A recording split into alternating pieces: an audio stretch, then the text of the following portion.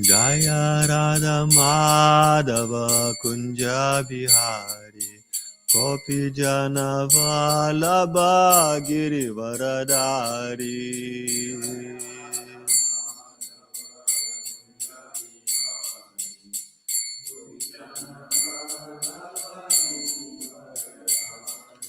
Jai Radha Madhava Kunja Bihari Gopi Jana Vallabha Girivaradari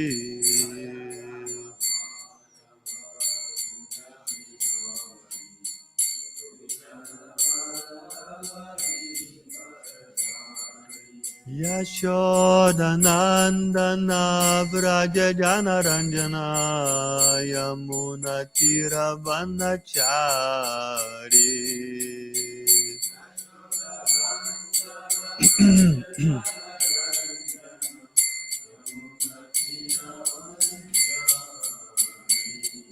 Yashoda Nandana Vraja Jana Ranjana Yamuna Tira Vanachari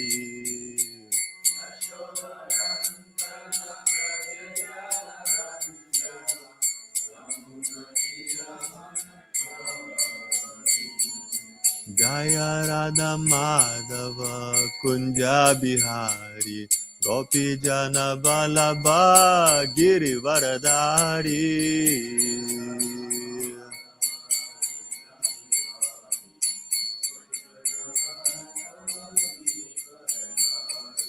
Jai Radha Madhava Kunja Bihari Gopi Jana Vallabha Girivaradari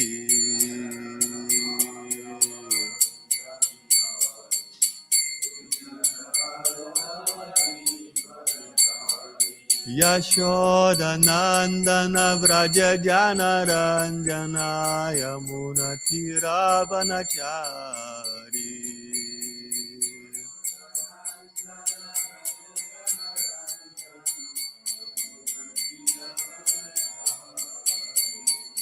Yashodanandana Vraja Jana Ranjana Yamuna Tira Vanachari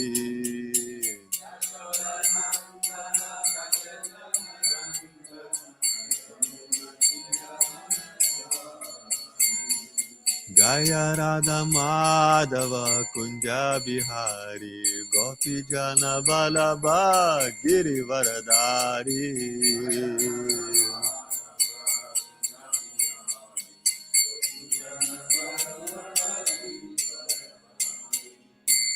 Shishikodanithai Maya Purusha Shiki Jai Shri Prabhupada Ki Jai Grantara Srimad Bhagavatam Ki Jai Krishna Krishna Srimati Radhanath Swami. Reading from Srila Prabhupada Lilamrita Abridged Version, which is entitled He Built a House in Which the Whole World Can Live.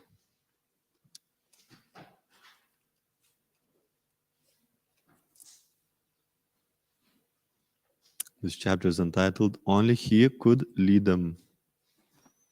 This is Srila Prabhupada's first visit to San Francisco. The morning and evening kirtans had already made the Radha Krishna temple popular in Haight-Ashbury. But when devotees began serving a daily free lunch, the temple became an integral part of the community. Swamiji told his disciples simply to cook and distribute prasadam. That would be their only activity during the day.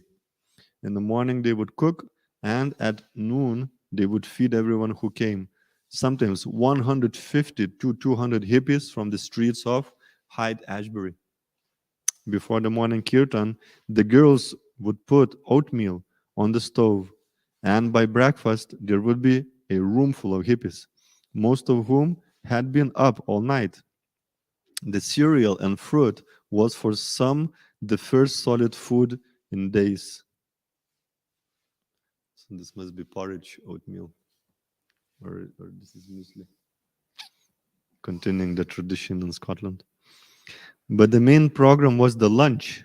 Malati would go out and shop, getting donations whenever possible for whole wheat flour, garbanzo flour, split peas, rice, and whatever vegetables were cheap or free: potatoes, carrots, turnips, rutabagas, beets.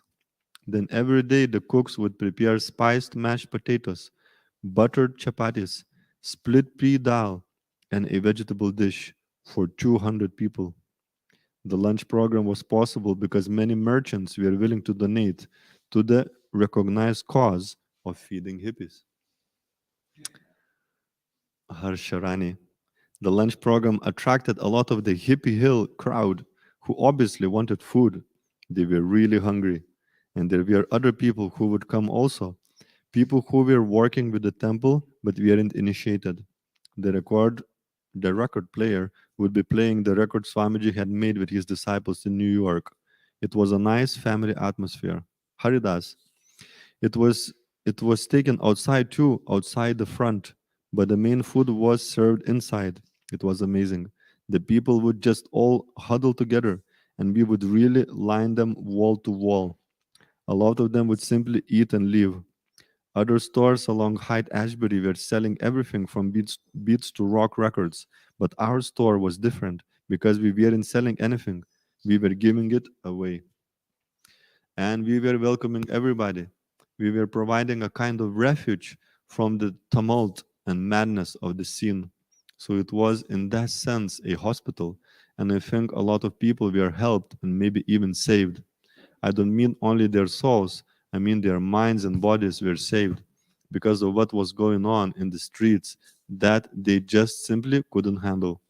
I'm talking about overdoses of drugs, people who were plain lost and needed comforting, and who sort of wandered or staggered into the temple.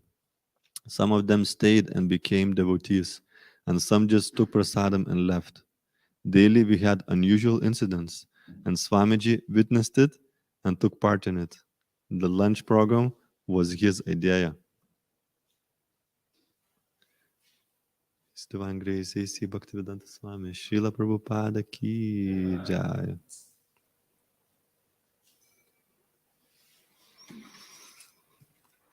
Om Namo Bhagavate Vasudevaya.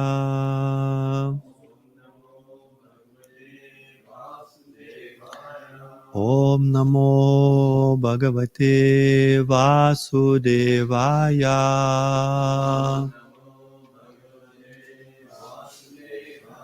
Om Namo Bhagavate Vasudevaya.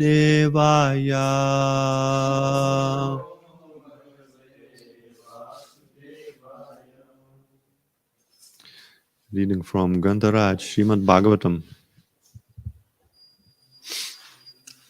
Canto 6, Chapter 4, text number 32. Astiti, nastiti, cha, vastu, nishtayor, astiti, nastiti, cha, vastu, nishtayor, eka, stayor, bina, virudha, dharmano, ekastayor, bina, virudha, dharmano, ekastayor, bina, virudha, dharmano,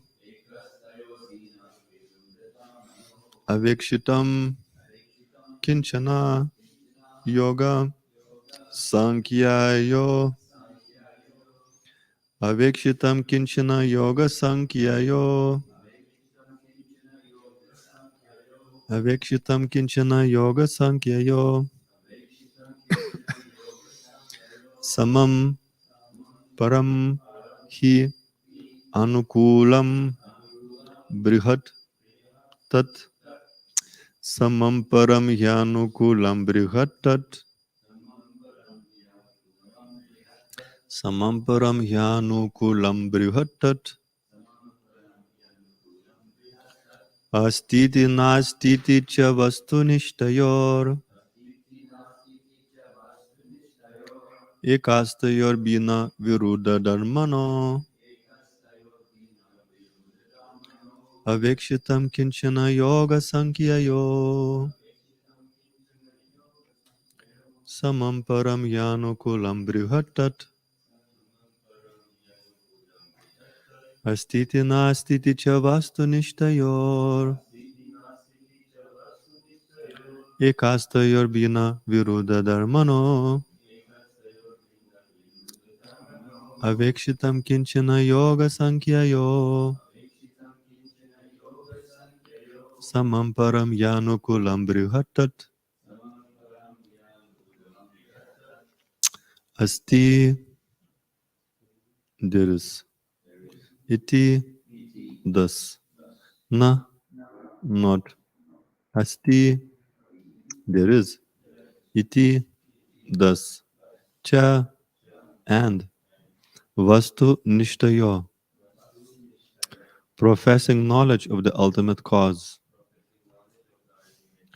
ekastayo, with one and the same subject matter establishing Brahman, bina, demonstrating different,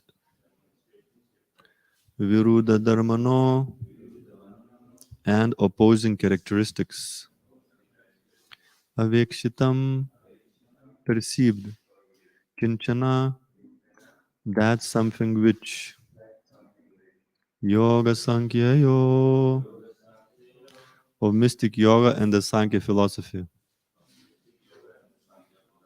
analysis of the voice of nature, samam, the same, param, transcendental, he, indeed, anukulam, dwelling place, brihatat, that ultimate cause.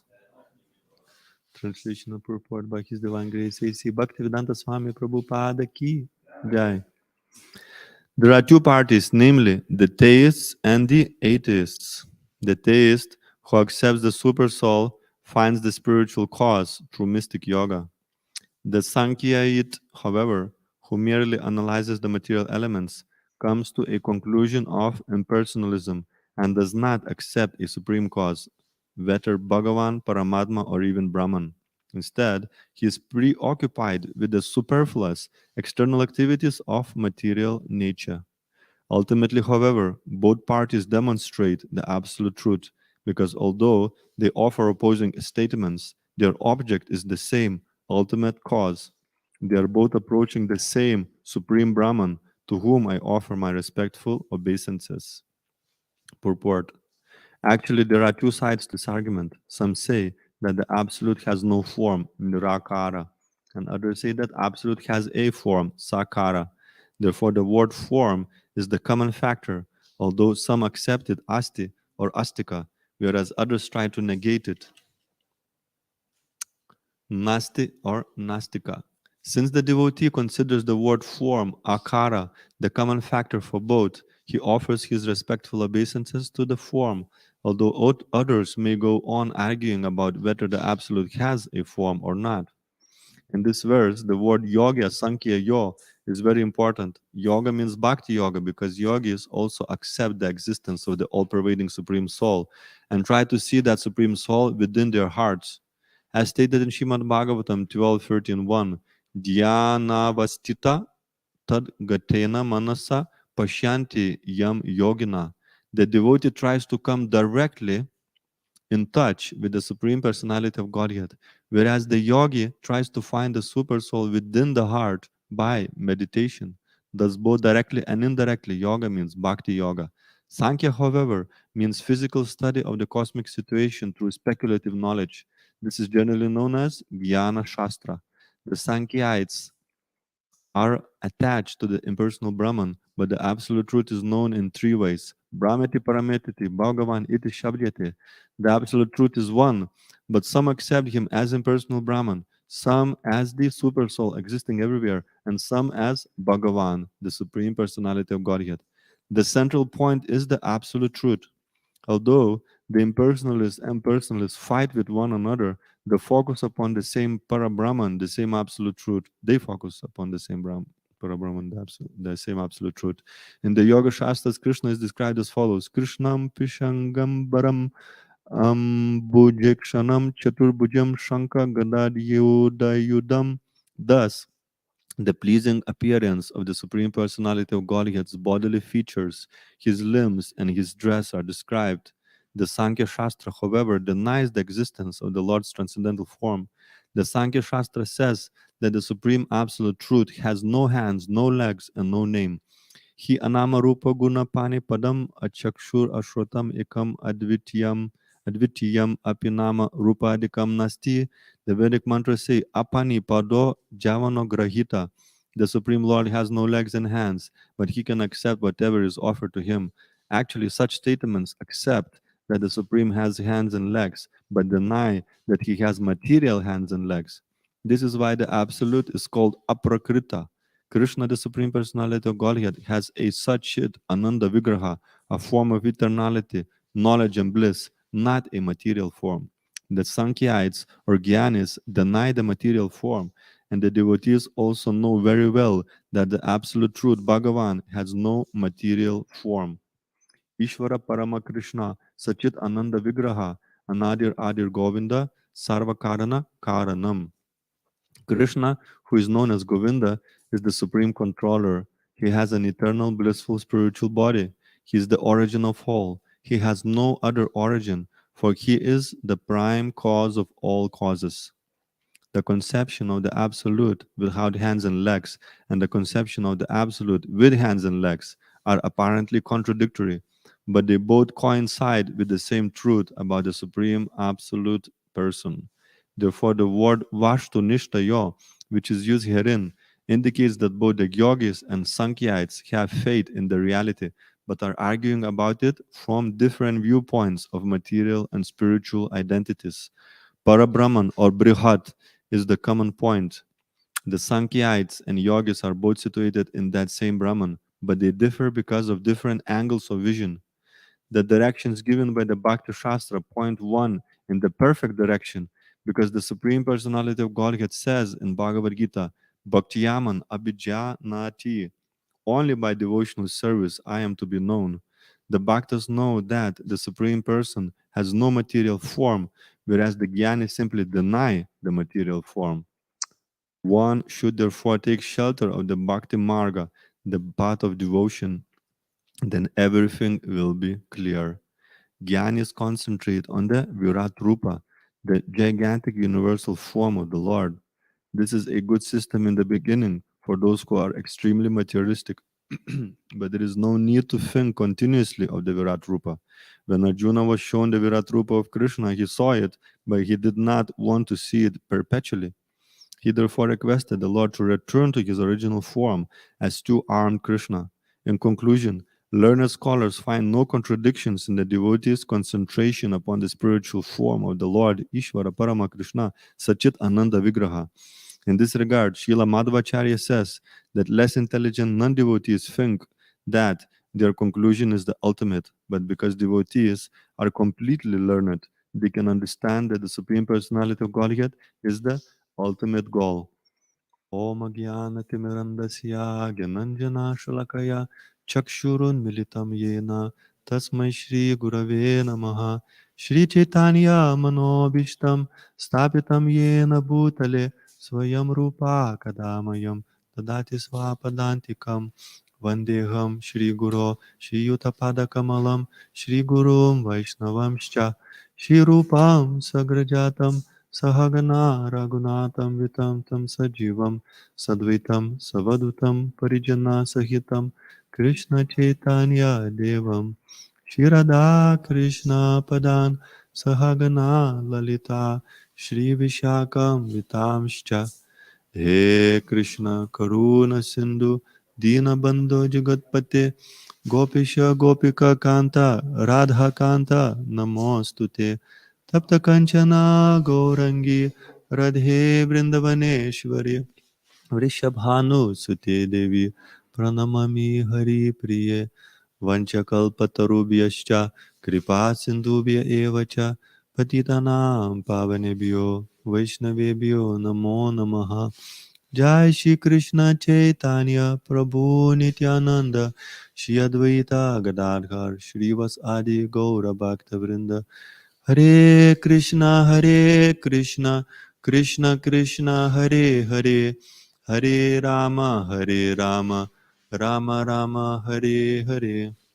Mukam karoti vachalam pangum langayate girim yat kripatamaham vande Shri Gurum Dinataranam. By the mercy of spiritual master, a blind man can see the stars, lame man can cross the mountains, and dumb man can speak eloquently. I therefore offer my respectful obeisance unto the lotus feet of my spiritual master. Shri Krishna, Krishna,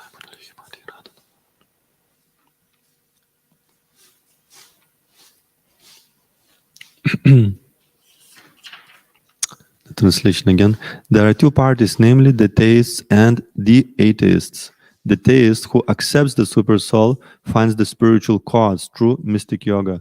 The Sankhyaite, however, who merely analyzes the material elements, comes to a conclusion of impersonalism and does not accept a supreme cause, whether Bhagavan, Paramatma, or even Brahman. Instead, he is preoccupied with the superfluous external activities of material nature. Ultimately, however, both parties demonstrate the absolute truth, because although they offer opposing statements, their object is the same ultimate cause. They are both approaching the same Supreme Brahman, to whom I offer my respectful obeisances.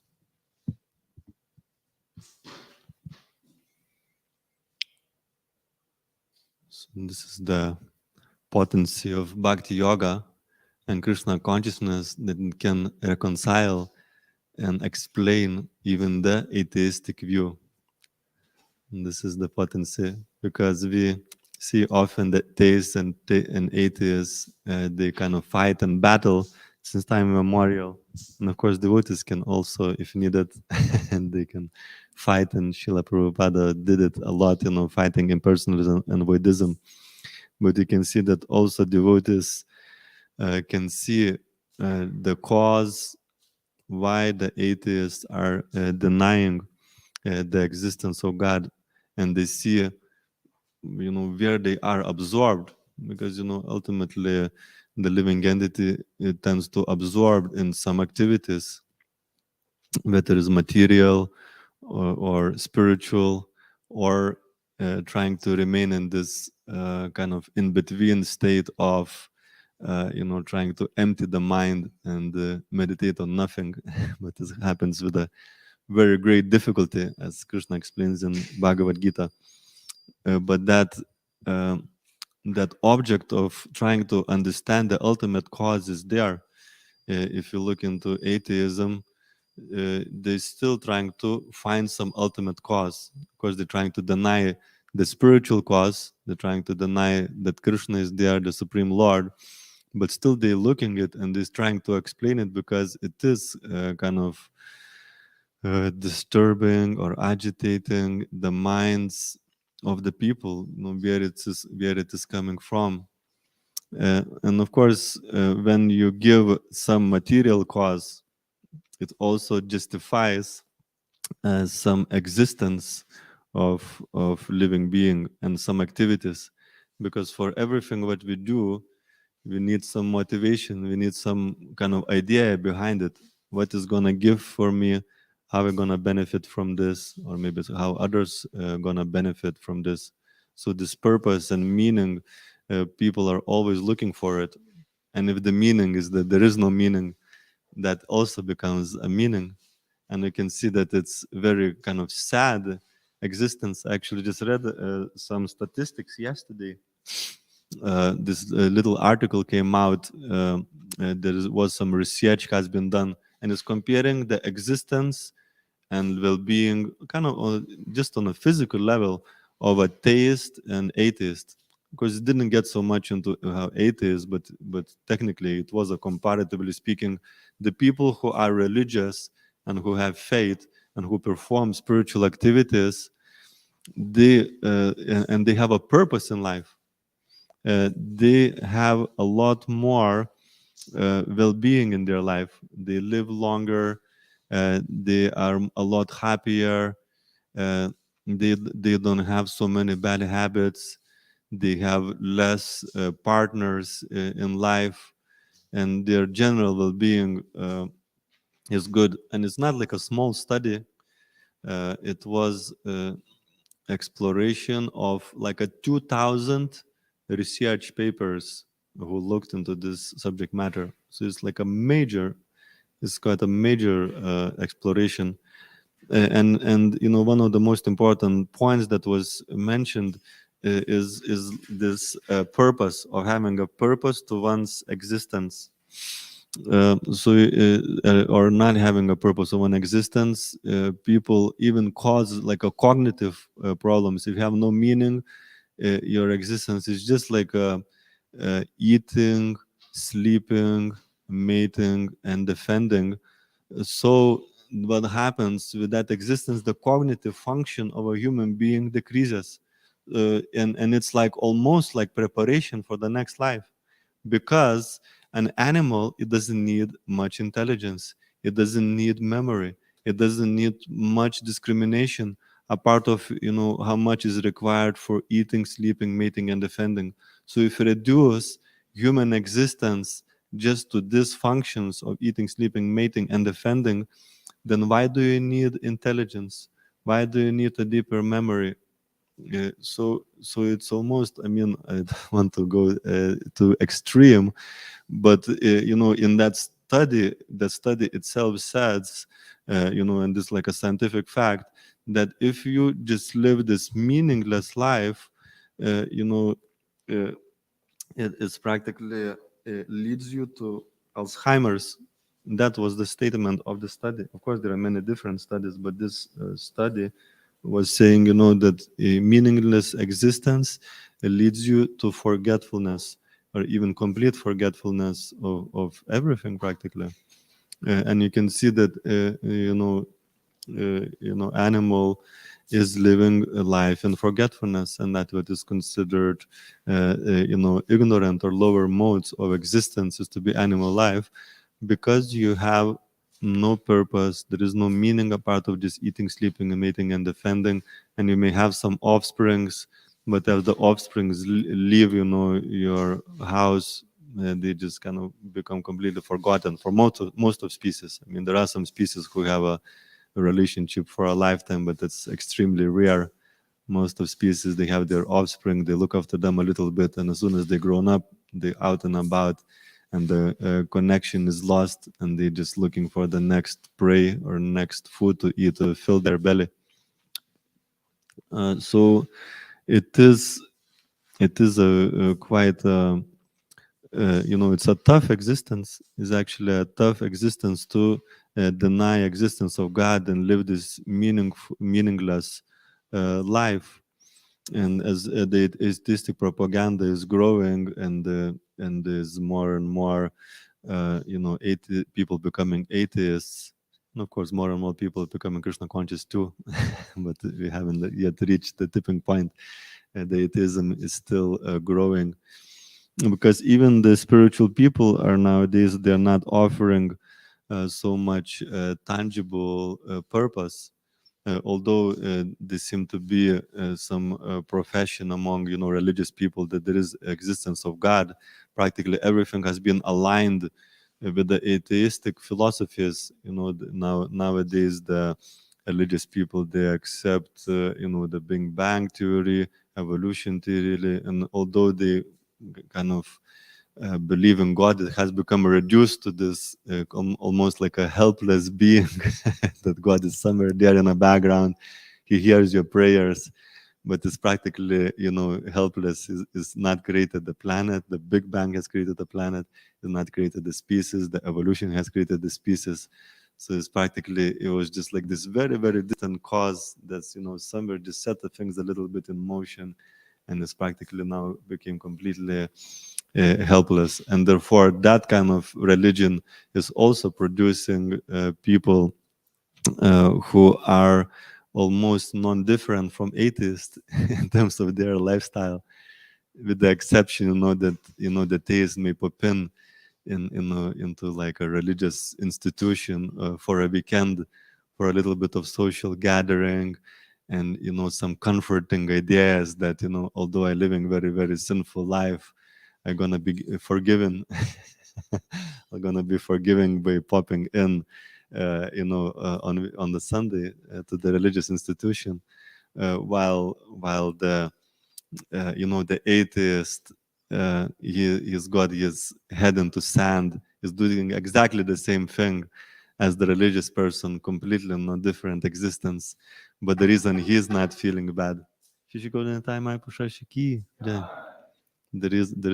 reason the atheist is not feeling bad is because he completely denied that any responsibility for it, for his actions.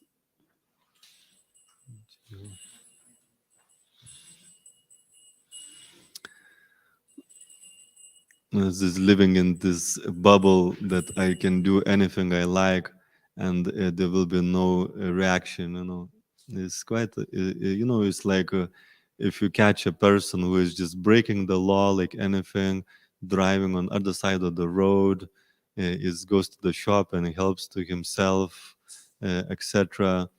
And then gets captured. Somebody from the forest gets captured and says, I didn't know you can't do it. Nobody told me. So that's like a very, very ignorant existence of denying responsibility for your actions. Do anything I like, and there is no consequences or to hell to consequences and etc. It's not a very intelligent existence, and that is the life of atheist, breaking the laws of God, ignoring, denying the existence of God, and then hoping to have a happy, peaceful, wonderful existence within that framework of God is not there. It's just not possible. It's just not possible to have such a peaceful existence. So you can see this whole atheistic philosophy is doomed. Is doomed. You're breaking the laws of the nature. You're breaking even people trying now to protect the planet and etc. So on one hand, as Prabhupada called it, you blowing the boil. On the other hand, you're massaging and etc. But the whole thing remains deceased because just by massaging one part of the body, your body would not become healthy, or watering one of the leaves of the tree, the tree would not flourish. And then those who are supposed to be giving us worldview, the brahmanas, supposed to give us a vision, and that is the idea of educated society, Vedic society, that the brahmanas, the teachers, gives you the direction in life. It gives you the framework. It gives you the paradigm within the entire society functions, because they may not have that capacity to understand, which direction they should be going.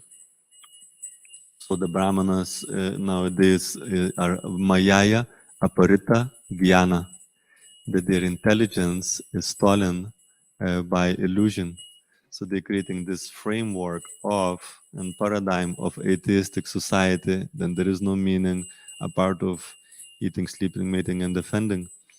But you can see this paradigm is creating so much problem and so much trouble. Is not solving any problems. Is creating unbelievable amount of problems, and people are not happy with this paradigm and worldview. And you can see that some of them are so adamant, the so-called brahmanas whose intelligence is stolen by illusion. They're so strong about it that any type of birth of faith and transcendence, it gets attacked. And this is the principle of Putana. Putana is killing and wants to kill the baby Krishna. So as soon as there is some, like for example, there is intelligent design movement, they're trying to look into some scientific research, and devotees also participate in this as well activity to some extent. They're looking into scientific research that shows and indicates the intelligence behind everything.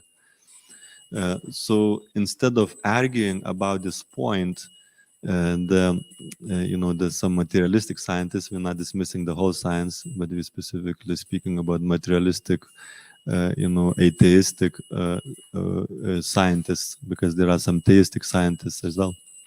We're speaking about atheistic scientists. So, instead of arguing and discussing this point, they would attack and call it, this is irrational. These people are religious fanatics. So instead of discussing the point, they attack and dismiss. And this is the Putana principle.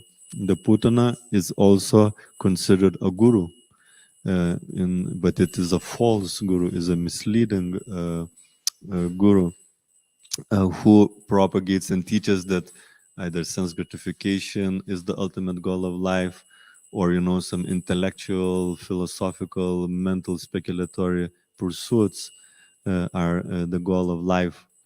So it is a misleading philosophies, because it doesn't satisfy and pleases the soul. That way it is considered, even there's unbelievable amount of books and etc proving this theory, another theory, and there is so many unbelievable, wonderful arguments pulling into different directions. You have to judge by the philosophy, by its result. It's producing confused, forgetful, unhappy, lonely, miserable people. Unfortunately, I mean, we have to call the spade a spade. Despite of having so many relationships, boyfriends and girlfriends, are people very lonely. In despite of they're gratifying their tongue, belly, genitals, sense of smell, hearing, with so many things, they're dissatisfied. And it's almost mystical, and of course it's not mystical for devotee, but people don't think about it, that despite of gratification, people, while they're doing it, at the very same time, they can be very, very miserable. So it shows that senses are not meant for satisfying us, even on emotional level, what to speak about spiritual level, unless they're engaged into the service of master of the senses.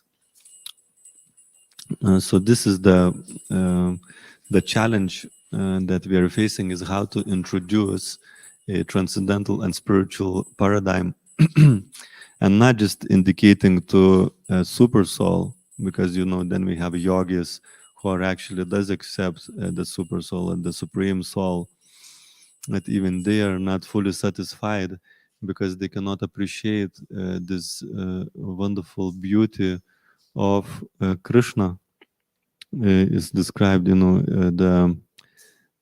the pleasing appearance of the Supreme Personality of Godhead's bodily features. His limbs and his dress are described. So missing out so much, even the yogis who are trying to meditate and empty their mind, it's such a dry, empty existence. Some people do get into spiritual stuff and say, okay, there must be more to life than this. But it's so sadly they miss out on finding Krishna.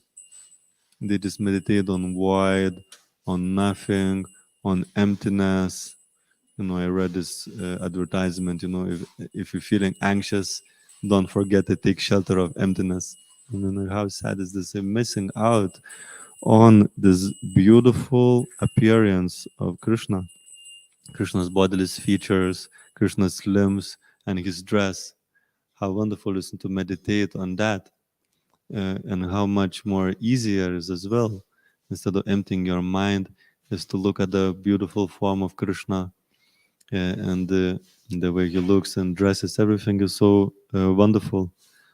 So this is so rare, actually, impossible almost to find. The philosophy that is offering this uh, worldview, which points ultimately to the Supreme Person, to Krishna. And when you see Krishna, some people say, oh, you're just becoming ignorant. Some materialistic, atheistic people say, you're just limiting yourself to this one reality. But you can see the devotee, by looking at Krishna, he can understand all the reality, not just the physical reality. And what we read in this purport, the Sankhyayites and materialistic people, and to some extent there is some parallel between scientists, atheistic scientists, and the Sankhyayites, because they only concerned with this material, physical existence. But this is not the only existence. There's also psychic and spiritual existence. So that what we considered ignorance is only to focus on this limited reality that physical existence is offering to us. If we consider that all in all, that's not very intelligent. That's very limiting, because we also understand there is also a psychic existence and a spiritual existence as a soul, and there's a subtle body as well. If you ignored all that and consider that this is science, this is presenting the truth, this can be partially truth. We're not like dismissing the whole thing, but you can see you're just becoming absorbed in just a partial truth, just a physical reality, while there is subtle reality and a spiritual reality. How we can give a full credit to people who are ignoring that? We can give a little bit of credit, well done for various scientific achievements and etc. But there is so much more. There is so much more to it. So devotee can understand this, full reality by looking at Krishna, and then understand all the different energies of Krishna, 8 material energies, and there are so many spiritual energies, and we are one of those spiritual energies as well. And by connecting with Krishna, we can see and understand this perfectly, as Prabhupada said. By understanding Krishna perfectly, we can understand everything perfectly. May not necessarily know all the ins and outs and how many electrons and protons are there in an atom, but you can understand the full bigger picture of what is going on. And we need to reestablish this worldview, and this is Prabhupada's mission, to establish Brahminical culture, is to give this higher vision to the world. There's a subtle reality and there's a spiritual reality, and we have to function and by accepting, understanding this full reality. And that reality then is reminding us, is not keeping us in ignorance, is reminding us that we have a responsibility and we have a relationship, and we have a function within that relationship. We have an ultimate goal in life, and we need to not just as a hobby, as a by the way thing, but actually really give our life and soul to that goal, to the practices that takes us to that goal, so that we can eventually personally meet Krishna, and not just theoretically but practically appreciate his his personality, and engage in a service, which is our eternal constitutional position. So, are there any questions or comments on these points? Yes, Prabhu. I was speaking with. I was in Michigan recently, and there's a city called Ypsilanti, and nearby there's a related farm project called Goloka Eco Model. And there's some scholars, devotee scholars. One of them is called Madhavendra Puri, and he was helping Sadaputa on his research. And we were talking about the Christian groups who do this kind of consciousness or proving God exists.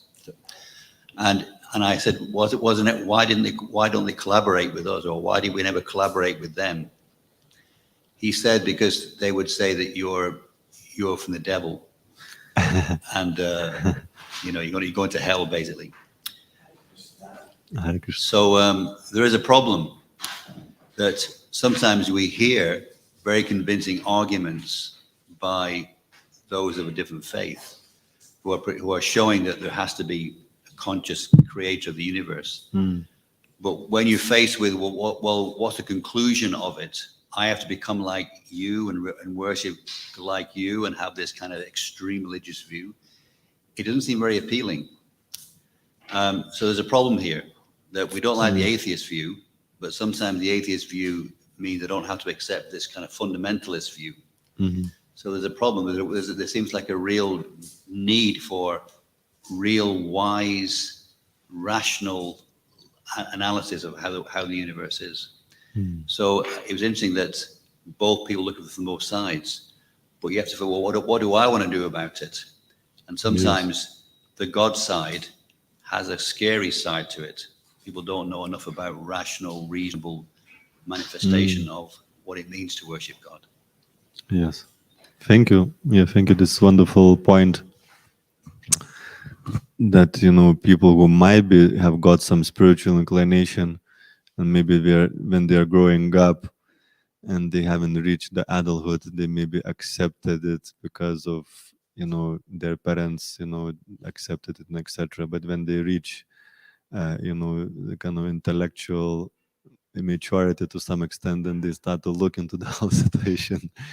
It can be like quite extreme and intense, and even almost like misrepresenting this loving God with this very fanatical, extreme, idea.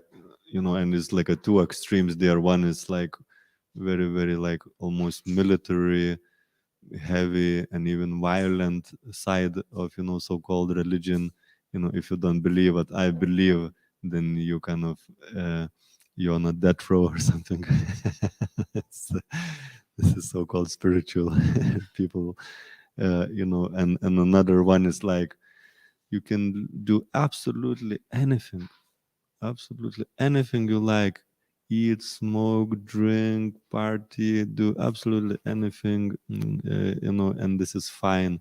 You just believe that God is there, and on Sunday He will forgive you. Next Sunday after the marathon of breaking everything, from Monday till Saturday.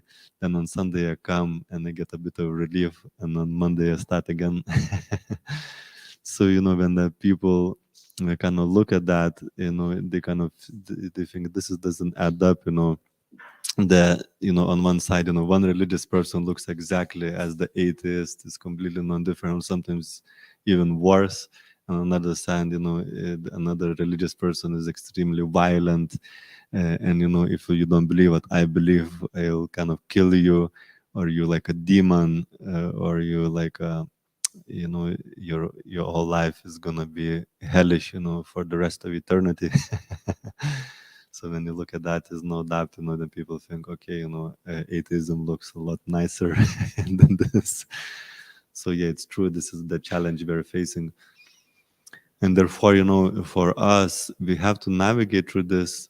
We can't be like it's completely sentimental and say everything is fine, everything what you're doing is completely fine.